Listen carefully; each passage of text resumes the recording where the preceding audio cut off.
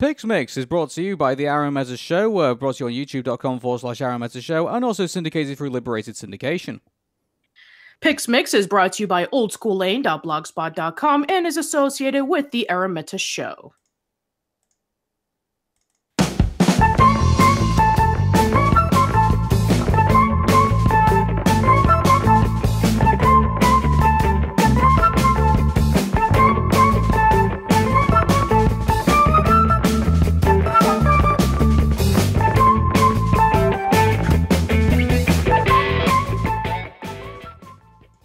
Welcome to PixMix with Arun and Patricia. Hey Patricia, how are you doing?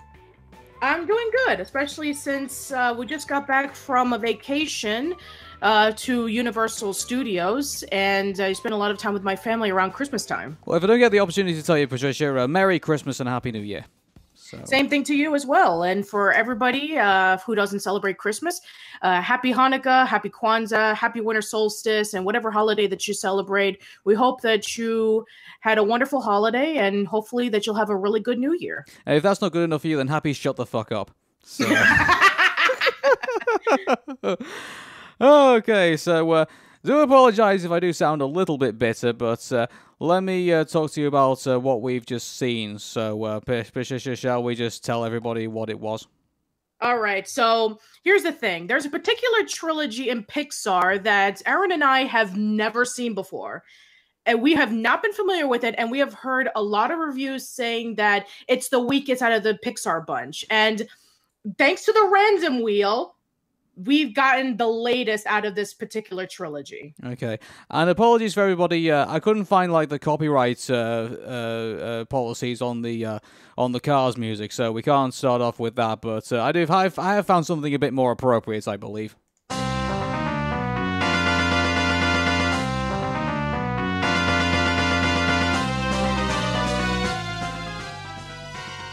Yes, it's the boss music from Star Fox 64.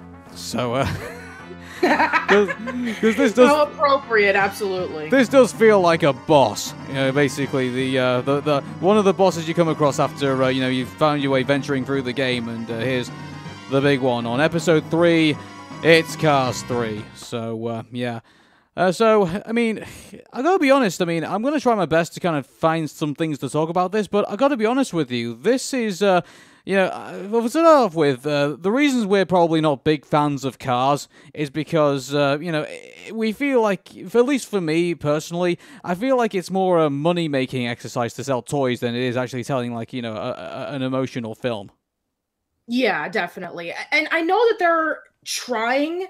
I know that the original Cars, I do know that John Lasseter put a lot of heart and soul into it because he was influenced by traveling with his family around the summertime. But yeah, I never really got into it. When I first saw the commercial for Cars, I was not interested whatsoever, and I pretty much skipped over it. When Cars 2 came along, it came out roughly around the same time as the last Harry Potter movie, and yeah, I don't even remember anybody liking that. And then Cars 3. Okay, right before we discuss about this movie, I have to tell you about the trailer. Holy crap, when that trailer first came out, everybody was shocked with it. It's like, this movie looks dark. Mm-hmm. Lightning McQueen looks like he's about to die. And I think I heard some stories in the theaters about kids crying, and the adults were shocked by this, but then some masochists were like, yeah, let him burn to the ground. Let him simmer in his own mediocrity. I have to say, why would you pay a movie ticket just to watch that? It's like, don't you realize you're feeding the monster that you hated in the first place by doing this? So it's like, God. Yeah, I just wonder about those types of people. But anyway, I just feel like, I mean, I understand that John Lasseter wanted to try and put in as, much heart into this as possible, but, I think Disney, had other ideas. And I think it definitely shows with the abundance, and I mean the abundance of Cars merchandise. I was actually going through like all the images through Google, and I tell you what, there's more images of the toys than there actually are of the movie. And really, wow, there must have been a lot of toys, because I do know that there were a lot of shorts that came with Cars. Yeah. There were so many shorts, especially with Mater when Cars 2 came out. Mm-hmm. And so, actually, I'll tell you what, we need to actually talk about the short film that actually came up with this, and that was actually Lou.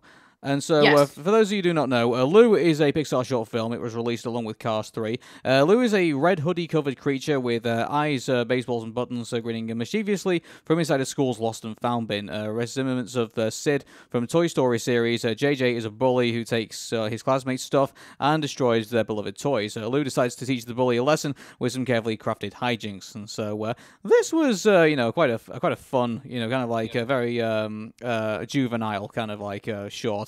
I think it was the one that I think took the I think it's the most mischievous out of the lot. I think you can safely say. So. Yeah, definitely. It definitely does feel like something that could have belonged in Toy Story, but they decided to make it into its own thing. And it's actually pretty fascinating, I have to say. Trying to teach this bully a lesson by doing a whole bunch of tricks similar to what he did with Sid at the scene in which when Buzz was about to be shot up into the air with the rocket. Yeah, the one thing I'm pretty happy was with the concept. At least it was only 6 minutes, because I think if this went on for minutes on end, I think it would have got pretty dry. I think when you got into the second act of it. So I'm pretty glad they just kept it short and sweet. It was just a bunch of hijinks with a red hoodie, and yeah, that was about it really. So yeah, more or less, absolutely. And this would be the last original Pixar short as of the making of this podcast, because as we all know, Coco had the Frozen short. Yeah, and we talked about that at length in episode 1. So if you've not checked out our review of Olaf's Frozen Adventure, then you might want to check out episode 1 and start from the beginning of our podcast series. So. Yes. Anyway, let's get into Cars 3. So, it all starts off with a character called Lightning McQueen, and he's preparing for a big race. Mater interrupts him during his concentration period, and he asks for some quiet. So, Mater leaves McQueen to his silence, and it was a nice, calm start to the film. And which I should tell you what, I will. I know we don't particularly like Cars, but I will give praise where it's due. And instead of just being this kind of loud start, it does start with this kind of calm before the storm, which I actually did kind of like, to be honest. So. Yeah, definitely. I think that with the first movie, you had Lightning as this, kind of overconfident, cocky race car, and he's just doing a bunch of smack talk. And then the second movie was Mater going around Japan and looking at everything, and it's just, the joke is basically he's in Japan and he's amazed by everything and he gets into a lot of mischief. But here it's a lot more calmer and subdued, which definitely is more or less consistent with this movie. It doesn't have as much laughs compared to the previous movies. But then again, if you laughed at these movies, I mean, that's more power to you, but I just found them annoying than anything. And this is from somebody who's never seen any of the Cars movies previously and then watched them for the very first time. And yeah, it's quite something. Yeah, well, I've not seen 1 or 2 yet, so I think we're waiting for the randomizer to get us to that point. But anyway, we're starting with 3, and so I mean, the one thing, I mean, I'll leave what my thoughts overall to the end, but we'll keep going. But I mean, we get to we have the calm before the storm, and then we get into the storm, and we get introduced to the mysterious black car known as Jackson Storm. So I guess it was the calm before the storm, funnily enough. But yeah. So he's a new generation of racer, and he has got all the latest technology, and he's pretty much even his cockiness, I think, is also ahead of its time. And so he basically during the race he jabs on McQueen and saying that he's an old racer, and he looks at he's mockingly saying he looks up to him and says he's one of the legendary racers and things like that. But you can definitely tell it's all tongue in cheek and trying to make him feel old.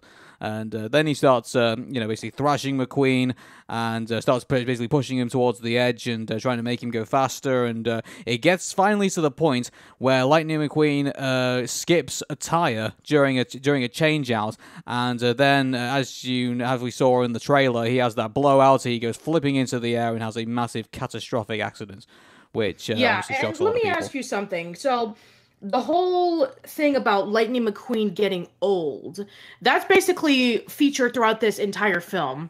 Mm-hmm. Now, personally, for me, I didn't buy it because Owen Wilson doesn't sound any different than from the first movie. Compare this to the Metal Gear Solid series, in which you saw Solid Snake as like this young, um, spy, double agent, whatever you want to call him. He basically was this young guy, and he had a young look to him. But then when you skip over to Metal Gear Solid 4, in which the nanomachines inside of him caused him to age because he was a clone of Big Boss, you definitely see in his looks, you definitely hear it in his voice. The way that he moves is a lot slower than in the previous games. And by previous games, I mean 1 and 4. But yeah, but if you played the Game Boy games, but that's beside the point. But yeah, I definitely hear that he's getting old, that he looks old. But here with Lightning McQueen, maybe they could have given him a direction, like maybe he could have been slightly rusted. Maybe he could have sounded a little bit older. Like maybe his voice would have been a little bit more subdued. Maybe just that little subtlety would have definitely made me convinced about that, but it just sounds like his regular performance, and that kind of took me off of the whole message of, yeah, he's getting old, he should retire to make way for these new hip race cars. Yeah, here's the thing about Owen Wilson. I find him as an actor very limited. And I think even if they did give him direction to, like, say, oh, you got to sound like an old man, like, you got to sound a bit older than what McQueen sounded like, in the last 2 movies, I doubt he would have delivered it that well. I mean, let's keep this in mind. I mean, what other films has Owen Wilson been in? I mean, like Yogi Bear. I'm trying to think of other ones where he Wedding Crashers, was that Owen Wilson? Yeah, I think maybe it was, but he's not been. I mean, his big thing, it's kind of like Eddie Murphy's big thing is Donkey from Shrek. I like to think probably Lightning McQueen is probably Owen Wilson's like big role that he has, and then everything else is just not as big. That he's been in. And so, I mean, I know it sounds very cruel, but I just don't think, I think even if he was given that direction, I don't think he probably could deliver it if he tried. And, I think if they were going for like, an older sounding voice and making him sound more elderly, maybe they probably would have gone with a different actor. I would definitely. Well, maybe not like sounding old, but at least maybe a little bit more subdued, like less cocky and more calm. Just like it was throughout the beginning of the movie when he was talking to Mater. Kind of like making him, instead of like a young man who's in his maybe like late 20s or early 30s, to maybe somebody who's like in their 40s, because around that time for a lot of athletes they would be thinking about retirement. So maybe like an old voice, but maybe someone calmer, maybe someone more mature, definitely would have been a nice little touch. Yeah. So we get 4 months later, we get to Lightning McQueen, and he's recovering from back in Radiator Springs, but he's afraid that he may never be able to race again. Lightning's mostly seen watching videos of his late mentor Doc Hudson, and he, I mean, I'm not. This is the thing I'd like to see about this. I've not seen any of the other car movies, but and I don't know if Doc Hudson's in any of the other ones, but I did get a feel a bit of a, and I can understand Lightning McQueen's attachment, I think, to Doc, because he's obviously his mentor. He's obviously passed away at some point, and so that was a nice emotional touch, I think, to add to McQueen's whole deal. And so I'm really glad that they answered that. And the one thing that's great about that is that even if he, whatever happened in the other 2 films, again, I've not watched them, so I don't know. But I mean, if something did happen to Doc Hudson in those other films, I mean, you wouldn't have known, because they kind of make you very aware of what Doc was all about in the 3rd film, and that's one of the good things I'll say about it. It stands on its own, I think, as not just an attachment of another, of a trilogy. It does kind of stand on its own as its own film, if that makes sense. Yeah, I think so too. Oh, Echo again. This is going to be a thing for every podcast. Okay, there we go. As I was about to say before I was rudely interrupted by the echo, yeah, I do definitely agree that for anybody who has never seen Cars 1 or 2, like us, I mean, the only reason I know about them a little bit is because I've seen reviews from a lot of people like Jamboree and others. But yeah, I had no acknowledgement of any of these characters, with maybe the exception of some commercials or reviews again. But yeah, I definitely think that if you've never been interested in watching any of the Cars movies like us, and you go into this one, I think that you could be able to pick up things pretty easily. I mean, sure, there may be some things that maybe you want to build up on with the Cars lore, but yeah, I think this is an easy movie that you can be able to watch as your first. Mm-hmm. So Lightning calls Rusty and Dusty, the CEOs of Rusty's, and says that he wants to train like Jackson Storm. So, and they inform him that they've opened a new Rusty's racing center. And this bit kind of threw me a little bit because Rusty's. I got to the bit where like Rusty's is obviously Lightning McQueen's sponsor, but so then they tell him that apparently to build the massive facility, they actually sold the business. Which I thought, okay. Maybe they sold it. Maybe it was under new management, I think. Yeah, something like that. I thought maybe they sold it to we always get introduced to Sterling, who is obviously the guy who. And Sterling, just like a lot of the people or Cars, I'm sorry, I'm never going to get used to that. Cars in this movie, he looks up to Lightning as a legend, and he wants to help him get back on the races and for him to win against Storm and all the other new cars that are getting into the circuit, because a lot of the old cars are beginning to either retire or they've been fired. Here's the thing about this. I mean, do you think Lightning McQueen was sucked up too much in this film? Like, it's like everybody. It seems like obviously with the exception of the villains and maybe his maybe some of his inner circle. It's like the whole movie seems to be everyone seems to be praising him. At least probably 70-80% of the film. Yeah, the paparazzi were kind of digging into him, saying oh, you're gonna retire, and yeah, there was oh, that TV announcer. I've completely forgotten his name. I hate that character. I really do. They feel so much like all those scummy news reporters who would find a inkling of bad publicity to exploit for all it's worth. It felt forced. It just felt like, it felt like, every time he's delivered the line, trying to put the boots into Lightning McQueen, it just felt forced. It it just didn't feel very natural at all. When he was saying he's washed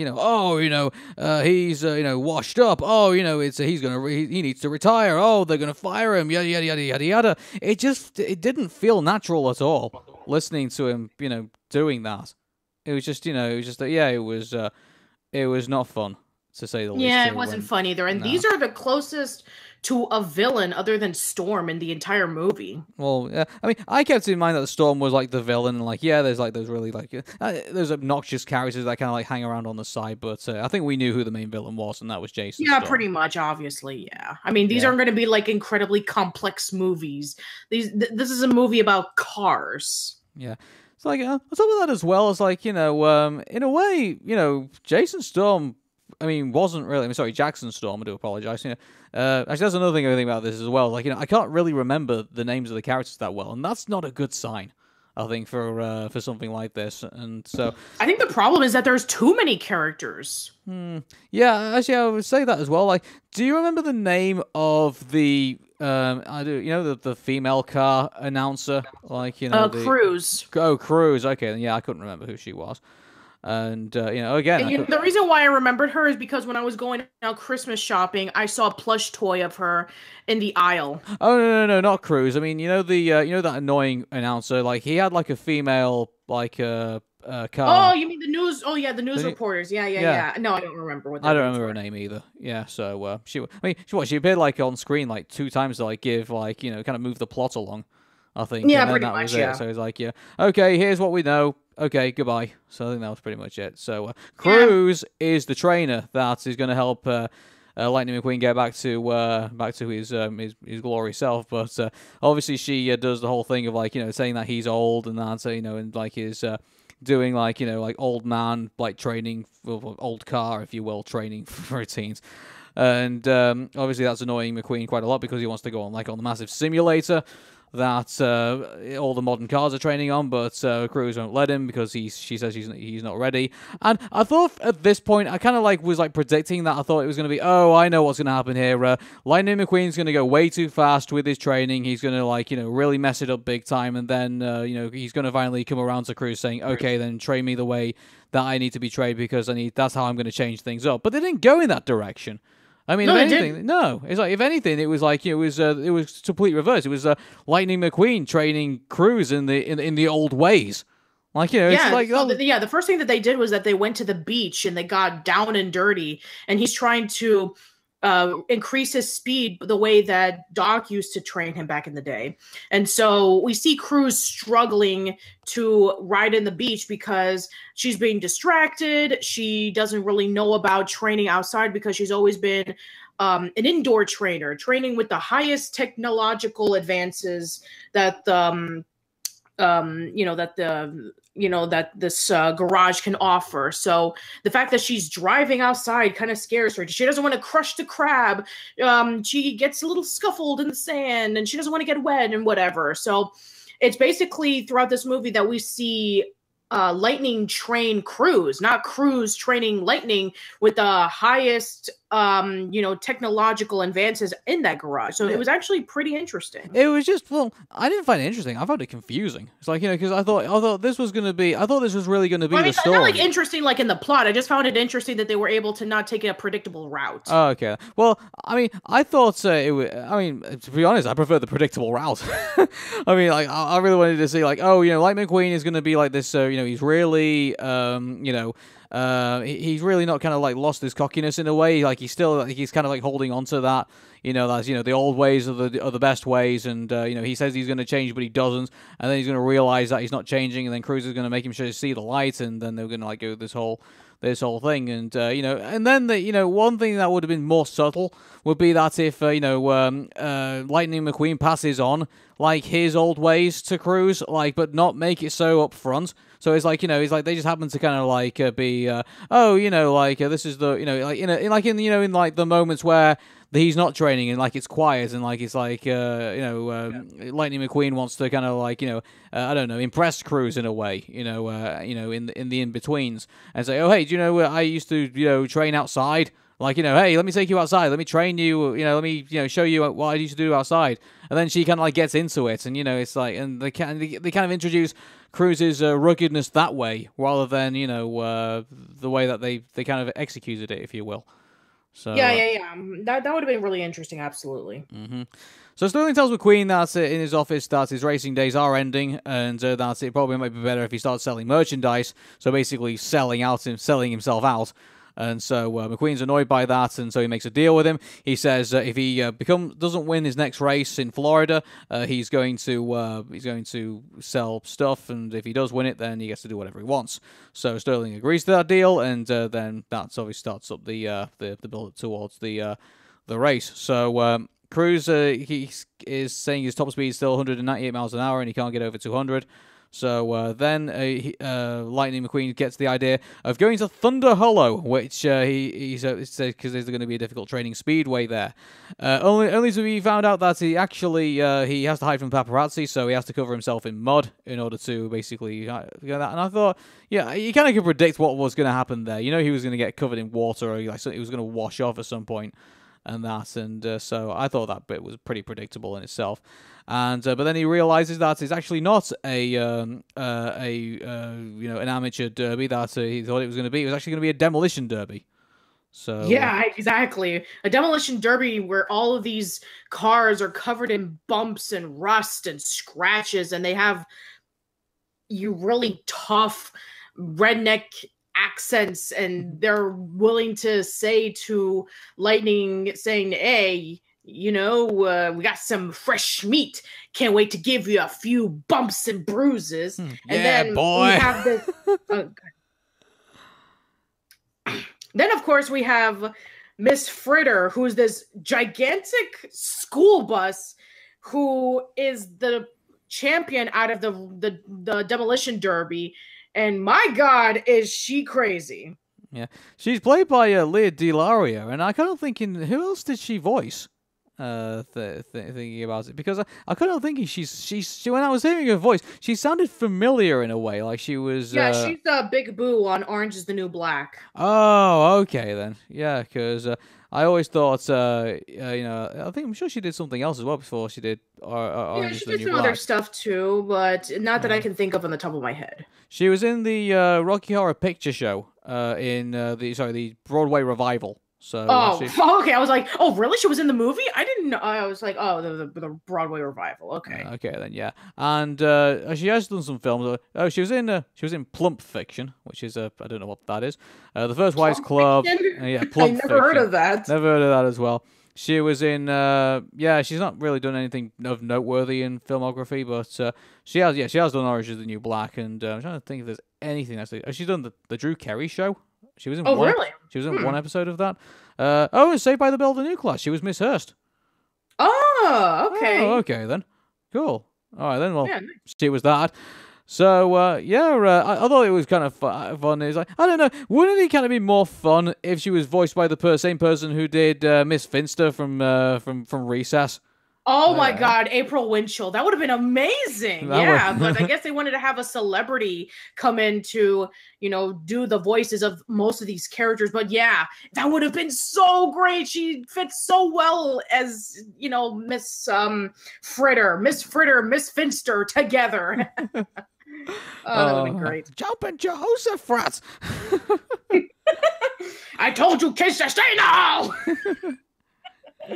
Okay, yeah. So the Derby starts, and obviously it's a shit show. So it's just they're trying to do their best to become the undamaged cars, and obviously cars are just going flying here, there, and everywhere. And then it gets to the point where Cruz gets stuck in the mud, and Miss Fritter is about to. Also, they play up the bit that Miss Fritter is going to basically be become the champion again, and going to knock Miss Cruz into next Tuesday. Mind you, I was looking at the mud, and I'm really sorry if I'm a bit juvenile by making this reference, but I was expecting this to happen at some point.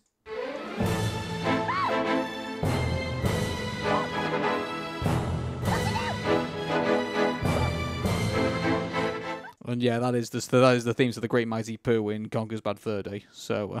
Oh my God! Really? Yeah. So anyway, that's just me being juvenile.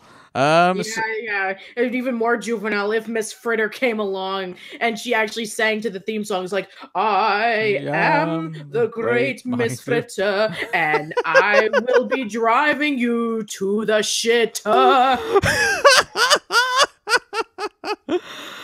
Oh man. Okay. So because of this, Cruz is declared the winner after she gets flipped over by Lightning McQueen and into a signpost. And that's not only that, Lightning actually fails to win that, and so then he gets exposed after being hit by a water truck, and then it's the whole thing basically is out after that. So we get more of that stupid news anchor talking about how he's all washed up, yada yada yada. Next scene. And then Cruz is actually rather happy about winning a trophy, but I think McQueen is not best pleased because he's supposed to be helping her out and she's not, and so then they have that fight, and we're at that part of the movie where they have our main characters have that fallout, and then she goes off in a huff, and it's basically it's probably every other fallout scene you've probably seen in every other movie. So and then she talks about how she never wanted to be a trainer. She's always wanted to be a racer, but she just wasn't good at it. She said that she tried once and then she failed at it, and so she never tried again. And she always looked up to Lightning McQueen as a hero. That was the reason why she wanted to be a racer in the first place, and that got Lightning to be guilty and going after her. Mm-hmm. And so they decided that they're going to go over to the old stomping grounds of Doc's old trainer from back in the day. Smokey. Who I forgot what his name was. Smokey? Yeah, that's it, Smokey. Yeah, so they go over to see Smokey, and they find out that Smokey's not around. This place looked like it was abandoned, and so they decided to drive around Smokey's old racing grounds, and they look like they're having a good time. And then all of a sudden, Smokey comes along, and he is alive, and he tells them that he knows exactly why Lightning is there. Yeah. So they basically go to this bar with all these old racers in them, and then they have like a reminisce of that. And then again, I don't know if any of these guys have actually been in the other two films or not, or even mentioned in the other two films. I don't know, but yeah, I don't know either. yeah. So they get to the point where this is actually kind of cool, where they basically says, oh, well, Doc was this amazing racer. Yeah, he was, but then when he obviously had his accident, and then he obviously was recovering, Doc then got all these letters about Lightning McQueen. And basically, and so then they build up that basically, no, it wasn't Doc's, racing career that was the biggest thing in his life. It was Lightning McQueen that was, training him into being the fastest racer at the time that there was. And so then they have that whole scene where they're trying to like build him back up again. So like he's racing, like trying to get through tractors, and then he's doing the whole thing where they have to use the moonlight to kind of like dodge all the trees and everything when they're racing through the forest, and do that whole thing. But interestingly enough, they don't build it up to where Lightning is actually faster than Cruz. If anything, they do the total opposite. If anything, he's getting slower. So yeah, he is. Yeah, and it kind of makes it a little bit disappointing for the ending, in my opinion, that this whole thing was building up to Lightning, that, oh, he's a washed up has-been, he shouldn't be in the racing circuits anymore, and he's trying to prove them wrong. But no, he's doing the racing the best that he can, but he's not improving. In fact, he's getting slower. Yeah, it kind of reminds me of like, what's that? Oh no, it's not that. What's that? I was going to reference that bowling movie where he finds where that bowling guy who's like washed up finds an Amish guy to like train him to be like a bowler or something like that. I don't know. I've completely forgotten what the movie's called, but I mean, anyway, it wouldn't be a good comparison anyway. But anyway, so they interestingly enough don't go in that direction, and so Lightning packs up, heads to the piston race in Florida. He has to start from the back because he's not gone into qualifying, and so he tries his best to basically keep up, but obviously he can't, and he pulls into the pit, and then he comes up with the idea instead of putting Cruz in the race rather than himself. So yeah, I'm wondering, is that allowed? I don't know. I mean, for plot convenience, they've been pretty much saying it's allowed. So I thought that was like, yeah, I thought that was pretty weird. But they say in the rules apparently that it is, so it is allowed. So apparently they dress her up in his numbers, and they obviously send her out there to go race around the track, and she ends up winning the race, which is quite surprising, really, because if you think about it, I mean, she's not really she's not like one of like the modern racers either. Like, she's not like modified the same way that where Jackson Storm is.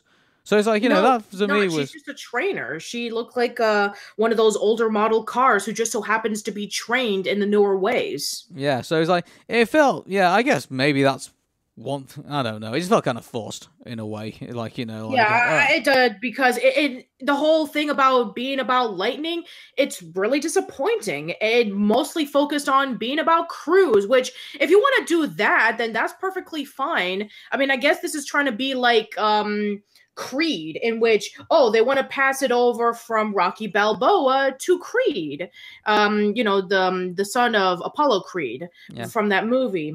But in a way that makes sense, because obviously, Creed did beat, Rocky Balboa, and now, Rocky wants to, train Creed up in the same way, and that ended up being kind of, that actually worked.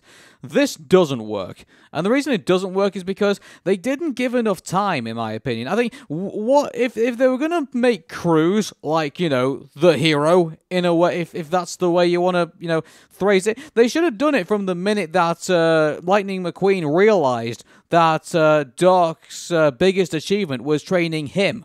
And so that should have been... Yeah, I think this is definitely trying to be like Creed, in which, hey, you have this old washed-up has-been, and then you have the new kid in town who wants to be just like you, and so they train you, and then you become the best, or you try to become the best.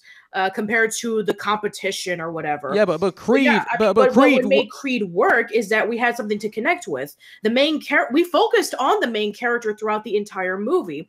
It was on his perspective, and then he met up with Rocky Balboa to ask him to train him, and then he knew about Apollo Creed. He's like, how do you know about him? And then he said, I'm his son. And so they started training with one another, and we did get a side plot about Rocky going through cancer and he becoming sick and what have you, but the movie was about the son. It wasn't about, Lightning. And then we focus on him for a few minutes, but then it kind of shifts over to Cruz, and we didn't get a lot of development of Cruz. I mean, sure, they tried to with Lightning and Cruz teaming up with one another in the training section, and then by the beach, and then in the Demolition Derby, and then in Smokey's old stomping grounds, and eventually when they go over to Florida.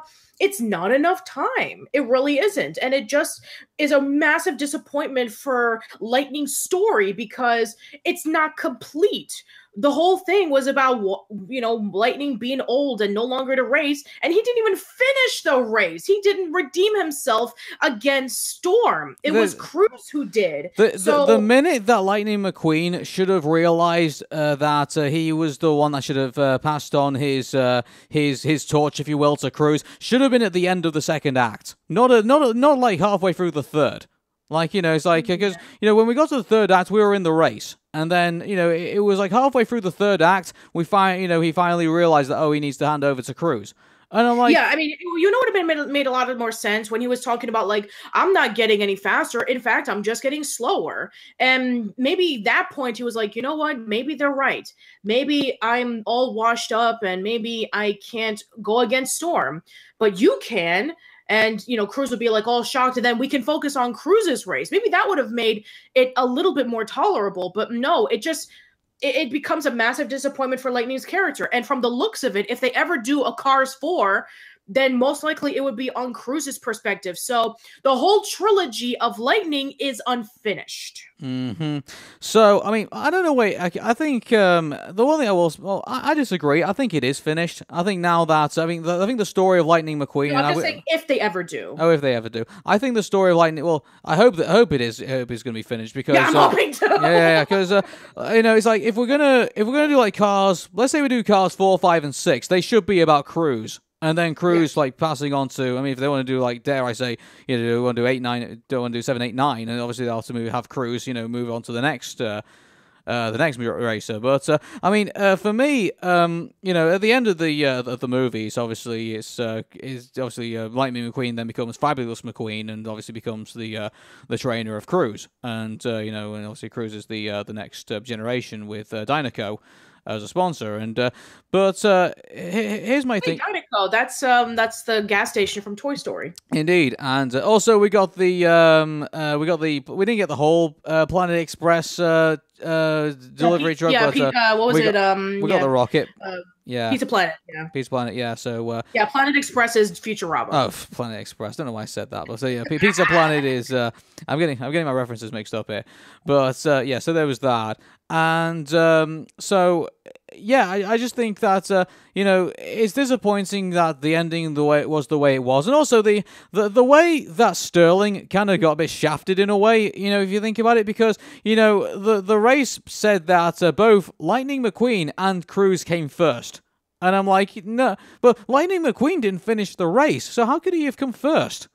So it's like, it's like... He didn't actually. I mean, it wasn't like it was a tie in which they both raced. Hey, why don't they both race? I know, it's just, it's ridiculous, in my opinion, and I just think, that was... The third act, in my opinion, I think is the weakest point of the film. I think. Yeah, and it should have been the best one. It should have been a redemption part of the movie, but it wasn't, and it sucks because of that. It was a massive letdown. Yeah. So, I mean, let me safely say this. Cars 3 is probably the second worst film of the bunch, at least in my opinion at the moment. I mean, I've not seen Cars 1 and 2 yet, so I'll have to cross that bridge when we come to it, but hopefully that's not going to be anytime soon. But, I mean, yeah, in conclusion with Cars 3, in my opinion, I mean, if I had to give, I would say it's probably, maybe, I know this is probably pretty harsh, but I think it's probably a 4 at the most. to say the least, because it's like they could have done so much more. I mean, don't get me wrong, I love the attachment and I love the calmness. The calmness is in the right place, and when it does settle down, it does settle down, and it's not like just blaring action the entire time. There is some kind of emotion. There is some kind of trying to get some emotion to it for the characters, but when it just feels disjointed. I mean, what happened in the middle of the third act should have happened at the end of the second act, and a lot of the times it just felt like some kind of like montage, of different bits of the film and everything like that. But the one thing I will say is that at least it does its best to kind of stand up on its own. As not as part of a trilogy, but a film in the trilogy. It's like at least I give it that sort of praise, I guess. And so, yeah, for me, it's a 4. I'm gonna have to give it. I'll probably give it a 5 out of 10 because I know what they were trying to do. They thought that, mate, this is the last one in the Cars trilogy. I'm hoping it's the last one. But if this was going to be the last one, they were going to give it all that they got. They were going to put all their chips in and gamble that this was going to be the most serious Cars movie, that this was going to be a nice send-off for Lightning McQueen and all the other characters that we've come to know. But it just mismanages it by focusing a little bit on Lightning and then mixed in with a little bit of Cruz, and then all the other characters don't really get as much development. I mean, it could have been something so much better. For all the people who dismiss Cars altogether as part of the Pixar lineup, the ones who say, Cars is not really that good, I never want to watch it. I was hoping that maybe this one would be the case, that I want to give Cars a chance, but they wasted it. They wasted it by, a really interesting first act, and then the second act, it kind of develops the characters of Lightning and Cruz, and then the third act, it pretty much just wastes the whole point of the movie. Redeeming Lightning from Storm. It never happens. It's just, let's build up Cruz to be the next main character. And it's just done really haphazardly. It's a really big disappointment. And funny thing, I'm actually disappointed at something related to Cars, of all things. I just saw a lot of potential, and it just didn't follow through that it should have. So yeah. Again, I haven't seen the others, but I think the one positive thing that we kind of know from the commercials and from reviewers, that there's a lot less Mater, so that's a positive. Yeah. Do you know what it feels like? It feels like a fan. No, not a fan.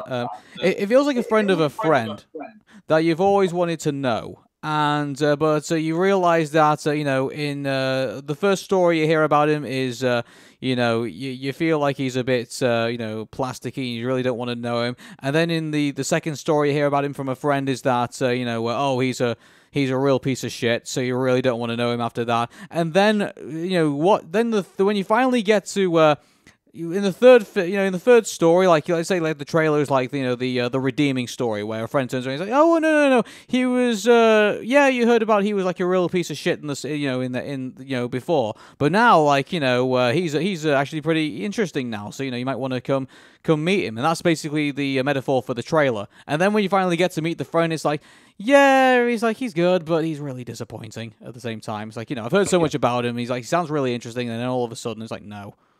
It's like he's not all that interesting, really. It's like, I'll like speak to him from now and again, but don't expect to us be like doing dinner dates from very, very much soon. So he's that type of friend, if that makes sense.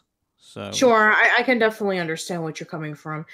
So yeah, I'm gonna give it a 5 out of 10. Just mediocre, but just if it would have been one step closer to being somewhat decent, it would have elevated it to so much farther than what the reputation of Cars pointed it out to be. So, you know what? I'm just going to lay it down as it's like middle of the road. It's not gratingly awful, but it's not as fantastic as the other movies we'll be talking about later on. Mm-hmm. And that was it. So, yeah, thanks very much for checking out this episode of PixMix, and we're going to be checking out the randomizer and seeing what we're going to be looking at next. Actually, just to keep up with the schedule, we might be bringing that up in the next couple of days, because we've had to bring this episode quite out late because of, obviously, Christmas and everything else that's going on. So you might be seeing another PixMix actually quite soon. So, yeah, so from myself, Aaron. And Patricia. Take care, and bye for now. See ya.